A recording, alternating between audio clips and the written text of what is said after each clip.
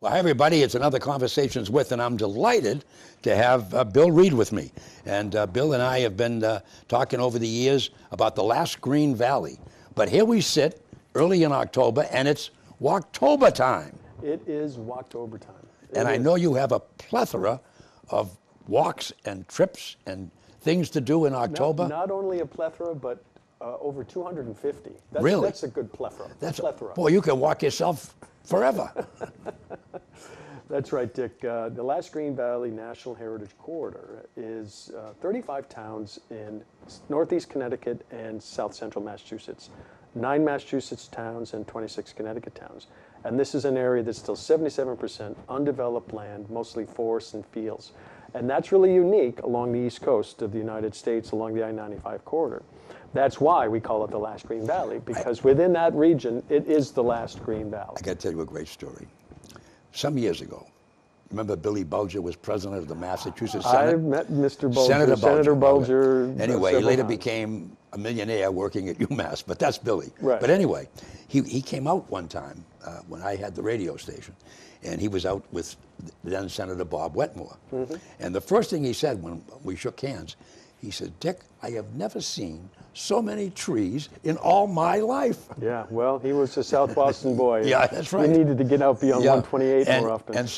And we, I think sometimes, Bill, I don't think we who live here really appreciate the beauty and the beautiful land masses and the trees. Right. And I mean, coming in, look at foliage, it's magnificent. Well, you just need to get outdoors and open your eyes. Yeah. And, you know, I traveling here from Danielson, where our office is, to Charlton, I came up over the hill there by Dresser Hill. Yeah. And that's some of the most beautiful views that we have in the region. Yeah. So that's the place, right? The National Heritage Corridor. There's also an organization called the Last Green Valley Incorporated, where I work as a chief ranger, one of 5 or 6 staff, and lots of volunteers, hundreds of volunteers. And every October, for the last 27 years, we've done this program called Walktober. It started as a one-weekend event called Walking Weekend. Then it became Walking Weekends for 2 weekends. And then we had so many opportunities to do more and more that we took over the entire month. In fact, it starts in late September and spills into November. Yeah. When is this show going to air, Dick? What is the Beyond Today. Beyond Today. All right. So here we are on the 6th of October. So there's a lot of opportunities this weekend, going right straight through the month. Yeah. Weekday activities and also weekend activities. Now, what you need to do is get your hands on this. And here in Charlton, you can pick it up at the town hall or at the library. Or you can go to our website, thelastgreenvalley.org, and find it there and download it.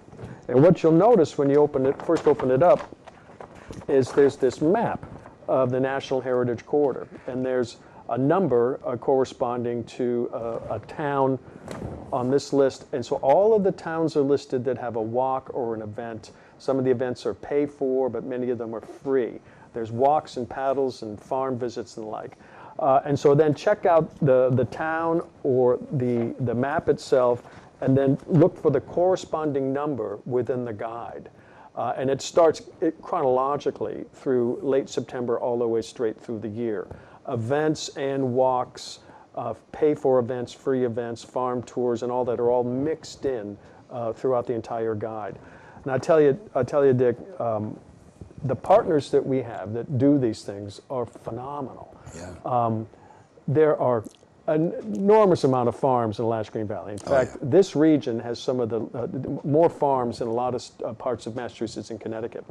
Not just dairy farms, but Christmas tree farms, specialty types of animal farms, llama farms. The largest the largest alpaca farm in the region is in here. Bison farms. Right. You want to see a buffalo or bison? Oh, yeah. One of the largest ones in the region. Free-range turkey farms, one of the largest ones in the region. And they all provide tours. Some of them have great corn mazes that are a lot of fun. And so those go on straight through. Well, you know, you talk about alpacas, and I was at an event a couple of weeks ago. Drew and I went up and we did a show up there for the Overlook. They had their annual harvest festival. Sure. And they had little booths. Well, there was a lady from Oxford who was with all these beautiful clothes, Right. and they're made from her alpacas. Right. And I didn't even. I said It's the softest so. wool She you and can, I have you been. can imagine. She and I are trying to put together a time for her to come on and do a program about her alpacas. That's fantastic. You know. Well, one of the largest ones is just over the line in Thompson.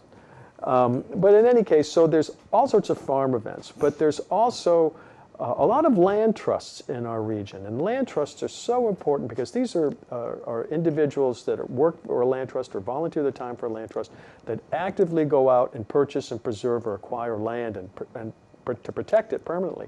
You don't always know about it. You don't always get to see it. You may drive by down a road and there's a sign for, such and such land trust property. Well, there's a lot of tours and hikes and programs at these land trust properties. So that's an opportunity. And then we have historical organizations, a lot of historical societies, and so it could be a tour of their building, it could be a cemetery, a graveyard walk, which are fascinating things to experience. Grizzlies across the street. Grizzly Adams is right across the street. I mean, Charlton's pretty famous for a variety of things, and Grizzly Adams is interesting character, you talk about for that, sure. and my good friend, and I'm sure you know him, my dear friend Bob Briere from Sturbridge. The mayor of He Sturbridge. and I did a program every month, Yeah. and on different historical, Yeah. and he would tell fascinating stories Yeah. about Sturbridge and Southbridge and Charlton, and at one time Charlton was the big rail yard. That's right. And right. he tells these fascinating stories, but he recently did Route 20. He drove to Boston and got on Route 20, and they went all the way to Oregon. He and a couple of his friends. To and Oregon? they traveled Route 20 goes coast to coast. Oh, I know, yeah. And he traveled it. And he came back and told us, we had a great show about Yeah. it. Route 20 went through the town I grew up in, but then we call it the Boston Post Road. Yeah, Boston Post Road. But in any case, Bob is a regional treasure when Yeah. it comes to his knowledge of the history and Yeah. particularly of Sturbridge, and I have been to many of his talks and walks and the like. And so that's what Walktober is all about. And our job at the Latch Green Valley is to introduce people and to open their eyes to what this region has got. And maybe you can find ways to get involved with an historical society or a land trust. Maybe there's things that you can do to help preserve the natural and cultural resources that make this region so special. And so that's what we try to do. Walktober is just one thing we do during the year, and we have other types of events and activities throughout the year. The other thing that we really like to do is to promote this region. This you can also find at at the Charlton Library and Town Hall. This is our Explore Guide, and it comes out new every year. This is the 217. Usually comes out in the spring. If you're looking for something to do, take a look at this guide.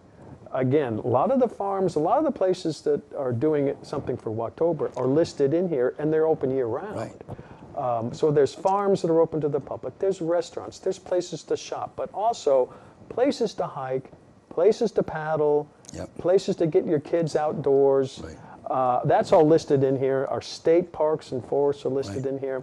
I like to tell people, look, if Auntie Florence is coming out from Peoria and is going to spend the month of August with you, get one of these things, because you can find lots of things to do with Auntie Florence. Well, another right thing, here in your another own thing that's backyard. going on, and I haven't taken the time to do the research to figure out why. Right. But for whatever reason, in the late teens and early 20s, not a year goes by that one or two towns isn't having their either 200th, 250th, or 300th anniversary. Right. And for some reason, from like 2014 or 2013 Right. all the way up to 2020, somebody's having an anniversary, and that's another interesting thing. Well, if you look some of at- those towns, they go back and they bring things go way back to 1720 or 1718 Right. when they were originally incorporated. Right. Well, Southwest just had its 200th. Yeah, it had theirs. Yeah. And if you look at if they're celebrating a bicentennial, more than likely, if it's a town in this region, it's what we refer to as a mill town, because it was really during the beginning of the 19th century when the rise of the Industrial Revolution. That's when a lot of these towns that were a water drop in elevation on the Quinebaug River, the Willimantic River, the Shetucket River, that's where that would be dammed up. Large mills were built, in Samuel Slater moving into this area, right. Webster being formed, Southbridge being formed. Putnam being formed. Those are the towns. The older towns tend to be your hill towns. Yeah. You know, Woodstock goes back into the 1600s. Yeah. I want to say 1686. Yeah. Norwich is a little bit older than that. Yeah. And so, you know, you've got some pretty old towns, just as old as perhaps the towns along the Massachusetts coast, Yeah. your Salems and Bostons. Plymouth and has already Plymouths and- started. 2020 will be the 400th Yeah. anniversary See? of the Plymouth Rock. Right. And they've already started doing promotions and other things for their 400th anniversary, which is 2020. So, Yeah. but you know, you speak about that rivers. I had a great conversation with one of the companies in Southbridge, Alan Pepple, and he's been working. Russell, Yeah, Dexter Russell. He's been looking at going back and recreating hydropower, and he's been in contact with people at the EPA in Massachusetts, because he said, what a great opportunity. In the old days, that's what they had. In fact, some of the old equipment is still there. Right. Now, when I had WARE, I mean, he's looking at actually operating his machines by the operating water machine power. by water power. Right. And in fact, when I was up in Ware, up at Ware, what they call Ware Industries, Right. the big buildings, did the same thing with the Ware River.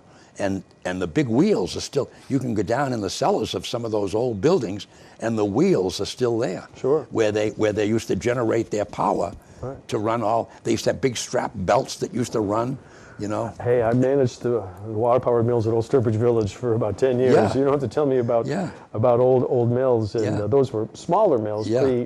pre-industrial revolution period, but at least as we know about it with the big brick mills. Yeah. But this region is rich in water power. It's one of the things that defines this region is the rivers that are here. It really defines all of New England. Yeah. It's what brought those industrialists into New England and the rise of the Industrial yeah. Revolution.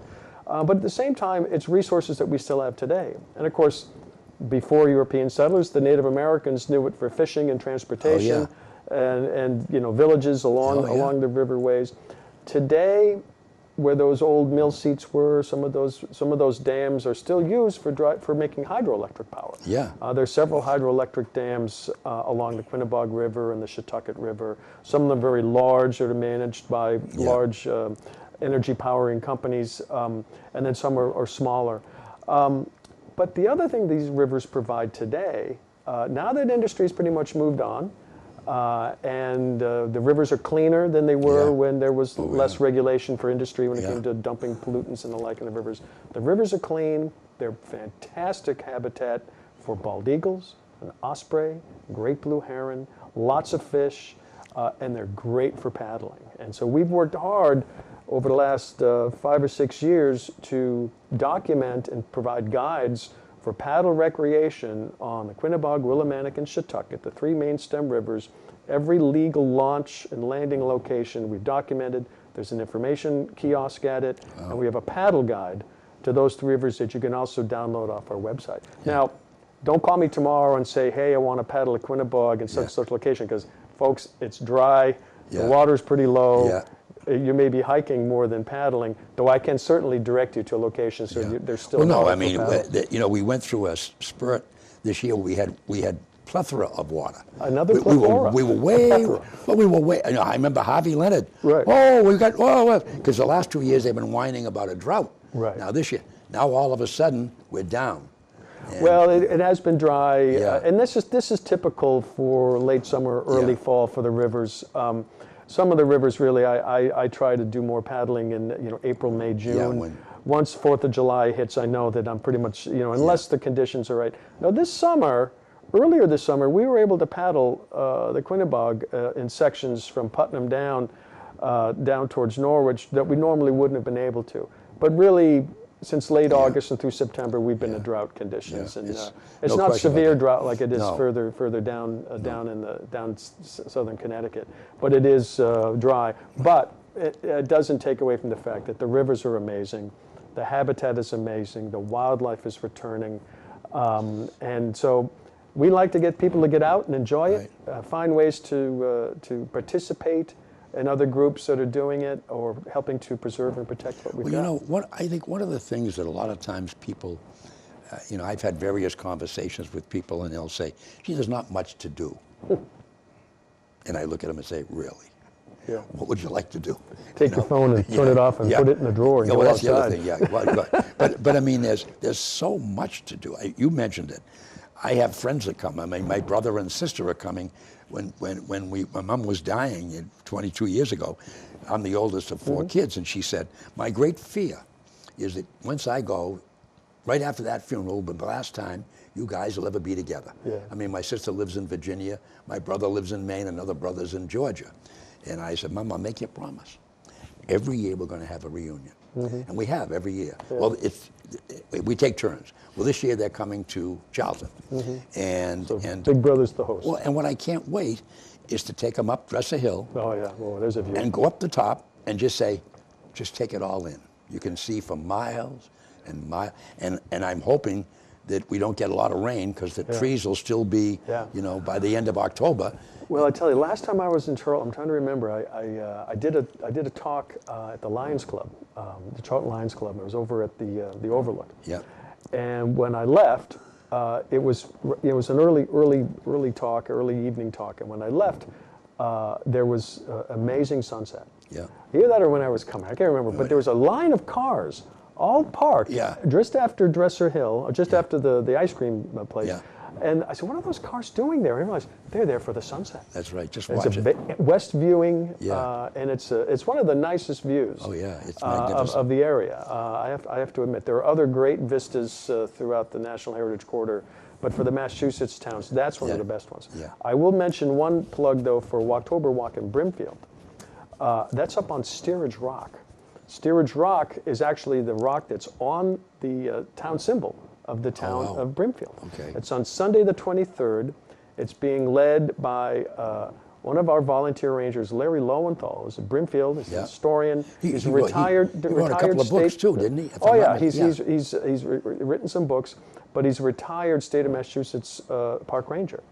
And it's also being led by Mike Bartlett, who works for Hull Forest Products. Hull owns that property. And so it's a combination of history about Steerage Rock, Yeah. about that land, and about what's happening now. Hopefully, fingers crossed, it's going to be a beautiful day. September 23rd, check the calendar. I think it's Yeah. a Sunday, September 23rd, in Brimfield. Great opportunity to, again, a Yeah. nice view and a vista Beautiful, at a yeah. place that was called Steerage Rock because, you know, keep in mind, back then most of the land was cleared. It had been cut off for agriculture and pasture land.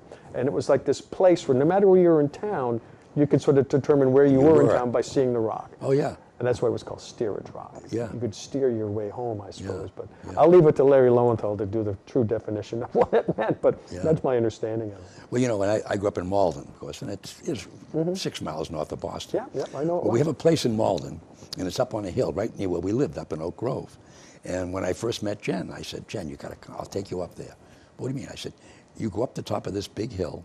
It's called Waits Mount, and you go up this, and you drive straight up, and it's like a big peak.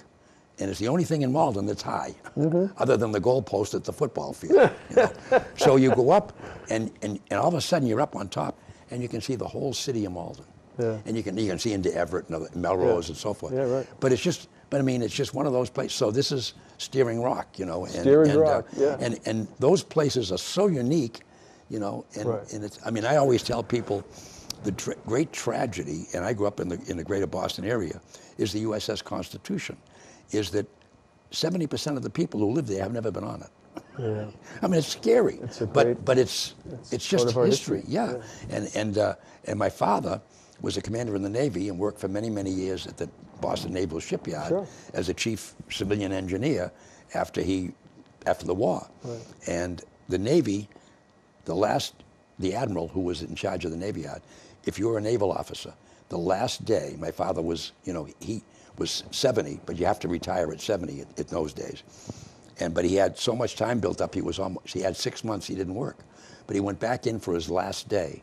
And he got a call the day before from the admiral. He says, my father's nickname was Happy. He said, Happy, do you still have your uniform? My father said, of course. I watch every Memorial Day, you know. He said, would you wear it tomorrow? My father said, oh, okay, Admiral. Well, as a tribute to retiring veterans, naval officers, my father was the commander of the USS Constitution for one day. He signed on the log as captain of the ship. And his last day at work, He had his uniform, and they do that for all the naval officers who are retiring. That's a cool But- story. but Did he of course- scream, "Cast of course off, unfurl the sails, let's go for a spin"? Well, they couldn't. We all went. We all had to go in. You know, he made us. How about load the cannons? Well, you know, they still have the cannonballs there, but you can't even lift them. But the thing is that, because as kids growing up, we spent almost, you know, we were on there 10 times. Yeah. And It's a great spot. But I mean, that's sometimes, and I'm telling you that story to relate back here, that we have so many wonderful, wonderful places in our own backyard, Right. and we don't realize it. Well, I like to tell people, Ash Green Valley, it's where you live, right? And Yeah. live can mean a variety of different things. And as our organization, what we try to do is we try to share it with Yeah. everybody. We try to show you how to enjoy it. But most importantly, we want people to think about ways they can pass it on. We want our children and grandchildren to experience this place the way we Yeah. are. And that means 77% undeveloped land, bucolic vistas and hillsides, clean waters, great places to paddle, great places to hike. The natural resources perhaps won't always be Yeah. there. The cultural resources will, Yeah. because history is history, and unless there's a beautiful old building that's torn Yeah. down for whatever reason, those resources are there. But the Get the- natural resources need a little bit more watchword, and that's what we Right. try to get folks to think about. Great here. story. I have 3 grandkids, and my daughter Kathy, my oldest daughter, they all came for the 4th of July. We're at Glen Echo Lake where we live, and we have everybody has their fireworks. We have 4 or 5 summer residents who live in New Hampshire. Yeah. Of course, they bring down the fireworks and boom, boom, you know. Boom, so boom. the kids came.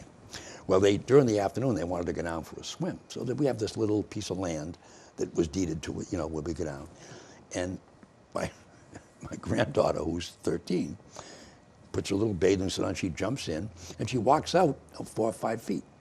And she says, "Papa, I can still see my feet." Yeah. And she that's- was amazed. Yeah. And I said, "What do you mean, Katie?" She says, I can't believe I'm out to my knees and I can still see my feet." Yeah. That's how you mentioned the clean Right. and the beautiful the water is in our own area. Yeah.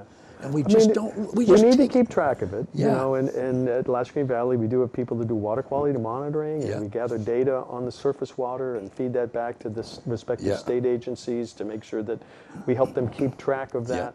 And like you say, this is a beautiful area. There's great natural resources and cultural resources. We're here to celebrate and share it, but we need to be watchful at the same time and make sure that we're making the right decisions when it comes to land use that our grandchildren would be proud of. Yeah. No, I think I think one of the things, and again, I think it speaks well of a lot of the smaller towns that basically is the Ash Green Valley. The people who get involved in the conservation commissions and the people who get involved in the town government are very conscious of that.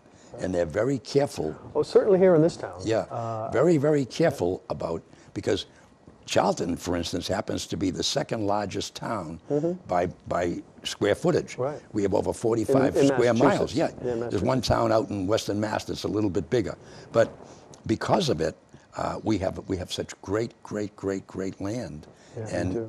and they watch it carefully and they protect it so that it doesn't get abused. I provided a report to the Board of Selectmen a few months ago. We try to once a year go around to each of the different towns to provide them with our annual report, and here's Yeah. what we've been doing over the last year and answer any questions. Very receptive group of people, and it was some of the folks involved with the Conservation Yeah. Commission that in particular knew us well. And we try to participate in Charlton's Earth Day Fest. Yeah. We'll be on the Common Weather Information booth. We've helped with the fishing event up at over by Fay Mountain Farm. Yeah. We try to do events here. There's Walktober things going on here. There's 35 towns and there's only a handful of staff, though we do have about 30 volunteer rangers. So if you're looking for something to do and you want to help volunteer with Ash Green Valley, check out our Facebook page, check out our website at thelashgreenvalley.org, and there's a whole section you can click on, get involved about volunteering for Well, us. you know, the other thing too, Billy, I want to mention is a member of the Rotary. You guys do great programs, Right. and I know a lot of organizations. You know, the Rotary, the Lions, the Kiwanis, and not only that, but the local groups, small groups, Sure. are always looking for good programs. I do. They give you I a do. call. I was mean, I was at the Coventry Library last night Yeah. doing a talk on bald eagles. Yeah. I've spoken to the Charlton Lions Club. Love to come visit the Rotary Club. just get in touch, and we'd be happy to because spread the word. I wanted to mention that because there's, I know that the senior citizens are always looking for programs, and we have senior citizen centers in every community. Yeah. And the Lash Green Valley does put on some outstanding programs in there, what I like to call eye-opening programs. Right. You find out things you never knew existed in your own backyard per se. Right. And so those programs are great quality, and you bring to the fore things that people sometimes aren't even aware of. Right. And again, as you mentioned earlier, most of these communities were all farms at one time, especially Charlton. And we have huge farm areas. And over the years, of course, farming has been slide by. I know Senator Goby, who happens to be our state senator, is huge. And she's on the Senate Agriculture Committee. And she has really been pushing to get a lot of these farms preserved. And so we don't just all of a sudden they sell it for development, Right. And, There's ways that farms can sell the development rights, but still be able to maintain farming in perpetuity. Right. So it's a great region. Use this as a resource. Take a look at our website. Again, that's thelashgreenvalley.org. You can find us on Facebook, or give us a call at area code 860-774-3300. Well, before we leave, we got a couple of minutes. Walktoberfest. It's fabulous. I remember. It's got to be, 7 or 8 years ago. They did one to Lead Mine in Sturbridge. Yes, and I thought lead mine. Well, give me a break. Yeah. What's a lead mine? Well, it's actually there, and you can go in. Oh, I know, I've been there. It's a graphite mine. It's a graphite. It's graphite. Yeah. And you have to know where it is. I mean, it's a little sign. Right. But if you go in there, and you can actually go in it. Oh, I know. There's a beautiful cut you can go in. There's an old cave. There's an old actual mine, but there's a cut that you can go through. And of course, it originally was the Native Americans had that. Oh yeah. And they used it for making paint and the like. They would grind it up. Well, Miles Standish of City on a Hill fame found out about it, and he came out and exploring, and he ended up purchasing it, knowing that graphite had a commercial value. Yeah. And over the years, there were several attempts to make that a viable commercial enterprise, and it was for a while, and then up and down. Now, thankfully, it's preserved and owned by the Trustees of Reservation, which is one of the oldest land trust types of organizations in the country. It's over 100 years old here in the state of Massachusetts. And we're fortunate that they came in, I want to say it might have been in the 1990s, came in and purchased that property. Well, Bob, I found out about it by Bob. I thought Bob was doing a program. That all circles back and I to thought he Bob was, Briere. Bob likes to stretch things. And anyway, I thought he was taking me for a walk in the woods, he talked about graphite, lead pencils, and boy, oh boy. And I'm looking at him, see? And we get off the air, and I said, Bob, you shouldn't be doing that on the radio. He said, Dick, it's really there. It's really there. He said, come out tomorrow morning. So he and I met for a coffee at the donut shop, and he took me. And I had a great opportunity to go in, and there's water in there. And it's, well, that's the actual mine itself, yeah. And so I've taken 4 or 5 other people who thought I was crazy. Yeah. No, it's there. I'll show There's you. Hiking trails all throughout it, and it's just up the road past Old Sturbridge Village. And that's just one of hundreds and hundreds of opportunities to go back in history, really. Right. And you mentioned Miles Standish. I mean, hello, and I didn't even know he bought it. Yeah, it's a long time ago. Yeah. So the cultural and natural resources are a blessing that we have in this region. Yeah. Many people, many partner organizations are individually helping to preserve and conserve what we have. And the Lash Green Valley as an organization, since we cover such a large land mass of 1,000 square miles, 35 towns, we like to sort of serve as sort of the overarching umbrella to connect this one with that one and make sure everybody knows what they're doing and how we can all work together, and as we know, a rising tide lifts all boats. And when it comes to land preservation and cultural resources and history and all that, the more we help each other, the more we're better off in the long run. Well, no, that's the beauty, Bill, is that there's an organization like the Lash Green Valley who A, cares, and B, does it, so that you have this beautiful, beautiful area which you talk about, which you promote, and we all live in it and never take advantage of it. Well, maybe more and more are, and we'll keep banging that drum, Dick. Attaboy. Well, there you are, folks. That's another Conversations with Bill. Thanks a bunch, and we'll have you back Good seeing again. you again. Good. You bet. Look forward to it. Thank you so much.